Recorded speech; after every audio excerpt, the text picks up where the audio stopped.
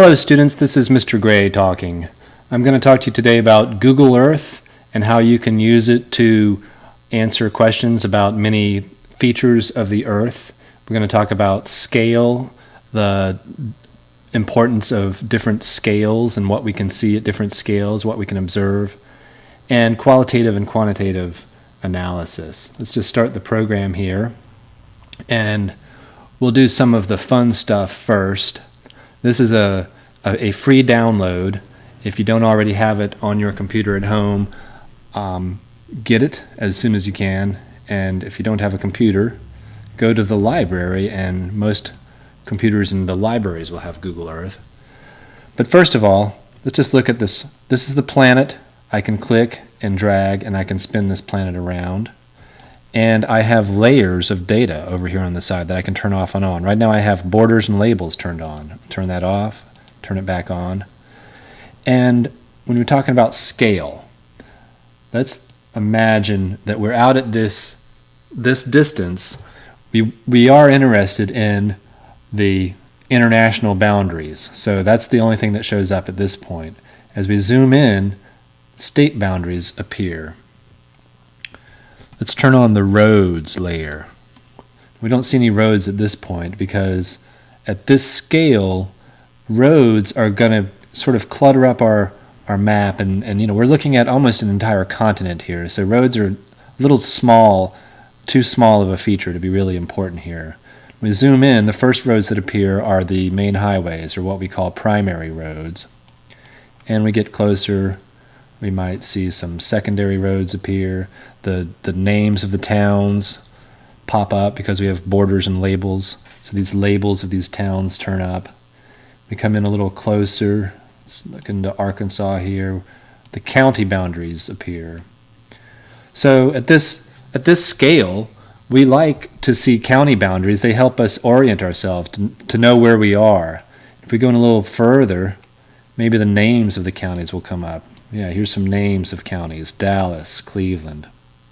Now we get in a little closer, and the names of different cities will pop up. And let's navigate over to a city. Here's Indianola, Mississippi. We'll go down a little more, and at this scale, streets appear, and street names that we would not really care about seeing at one of those wider angles, but now that we're down at this level, it's interesting to see the street names. It helps us to understand where we are. We're coming in on Fasonia Avenue here and Ketching Avenue. And we can get down to where we can actually see the street corners. We can see the trees on the streets. We can see the cars. And that's about the limit of what we can do with aerial imagery. But we can actually, with Street View, put ourselves in the street by placing this man here. And then voila, now we can see what the cars look like, the kind of architecture that is typical in Indianola, and the distance that the roads, the buildings are set back from the streets. And Street View has a very large catalog of locations that we can go to, and all we have to do is type it in right here. Let's go to Times Square, New York. Pop out of Mississippi. We're headed up through the Shenandoah Valley, over the Appalachian Mountains into Times Square in Manhattan Island. And we drag our little Street View man out here, and we can put ourselves here on the corner of West 46th Street, and boom, a little bit different looking place. Buildings taller. This is a qualitative judgment. Buildings are taller in Manhattan than they are in Indianola. Now, if we were to measure how tall they are and get an average and maybe a variance, we'd make a quantitative assessment of how much taller they are. But we can say that the signs are larger, they use a lot more colors, definitely a lot more people. Let's go to Pompeii, Naples, Italy. Pop out of here. Going to zoom across the Atlantic Ocean onto the Italian peninsula. And now we're in Pompeii, which is a city that is basically contiguous with the city of Naples.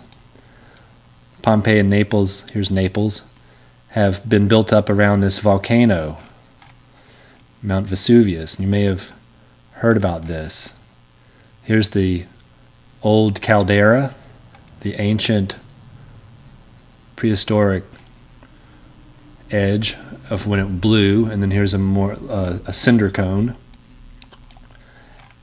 It has not been very active in the past couple of thousands of years, so they built roads, and you can see little people up here observing it.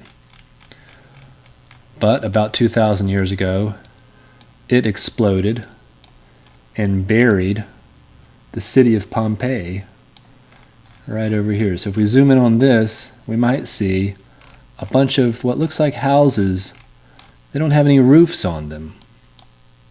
These are the ancient Roman structures, the houses, the ancient town of Pompeii. You can see the pattern of how the city was laid out, where the walls were. And in some areas, the Street View man will actually put you in the street view. Let's see what it looks like right here, what we're talking about. The ancient ruined cities. See, look, you can actually see the way they would mix stone and mortar with brick and mortar in some of their buildings back in ancient Pompeii. Now, Street View isn't everywhere. Say we wanted to go to Dakar, Senegal.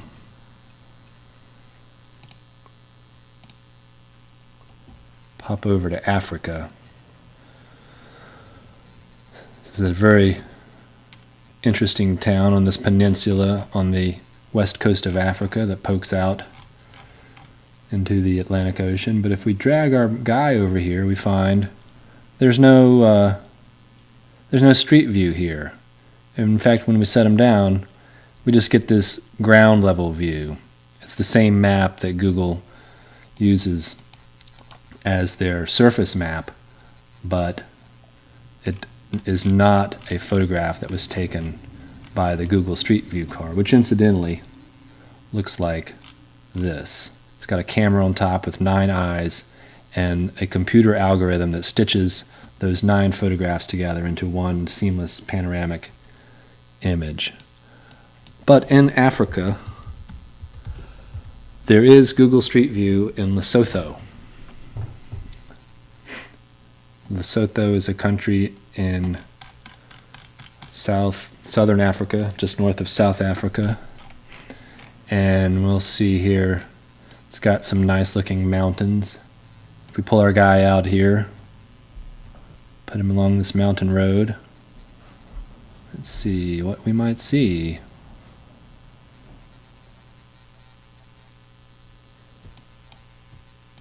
No trees. Suggests a dry climate. Red clay. And there's some guys working on the side of the road.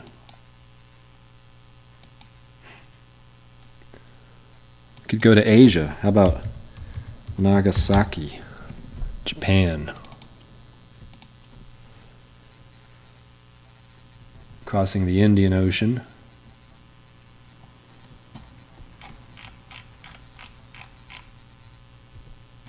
Look at this. Is a city in a little. It's in a little harbor. It's a harbor in a little bay. I would imagine if we were to drop into Nagasaki, we might see an entirely different image. Different than Times Square, different than Naples, different from Lesotho. Now we can take places that we're interested in and put push pins on them by clicking on this push pin here. We can give it a name like Nagasaki 1. And now let's say we go on over to some other part of the country. We're in North Korea now. We want to get back to Nagasaki 1. We just double click on it and head back to it. Now I've created a number of these push pins that are related to my work in wildfire research. Here's this folder over here is the Yola Bola Wilderness Area. Let's look at the Mendocino Pass Remote Automated Weather Station. I put a push pin here because I'm interested in seeing what the conditions are like at this remote weather station. This little triangle here, that's the weather station. And I can pivot around and I can see that it is in the wilderness area. So I'm studying wildfire in wilderness areas. So this is a station that I could use. If I go to the Hayfork station, I find it's in a valley. It's actually in a town. This little fence is around it right here. That's the Hayfork weather station. I don't want that one. I'll use that as a last resort if I'm missing data from the Mendocino Pass or from any of these other push pins, Yola Bola, Patty-Mocus, Ruth. Well, Ruth is also in a valley, so we'll use that as a last resort. So that's how it's helped me. It's helped me to make qualitative judgments on the different weather stations to determine whether or not I want to use them in my research. I've also put a push pin at Columbus Middle School.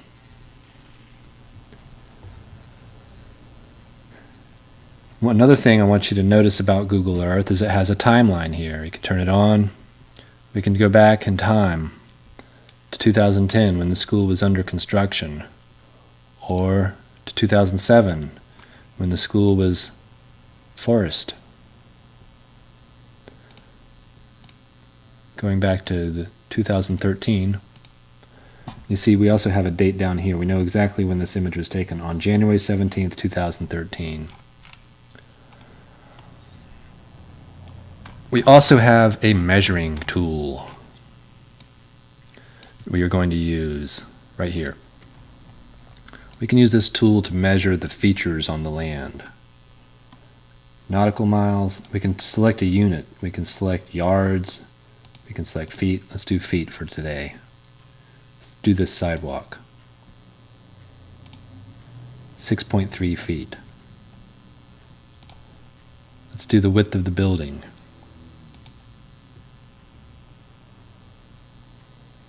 79.77. Let's call that 80 feet. So we'll call this one 6 feet. That's 80 feet. And the length of the wing from this corner to this corner, 284 feet. So remember that, 6, 80, 284. And that'll help you to do your assignment. That's my talk about Google Earth. There's a lot of fun things you can do with it. Go to your house, check out your friends' houses, look at different cities, just have fun with it.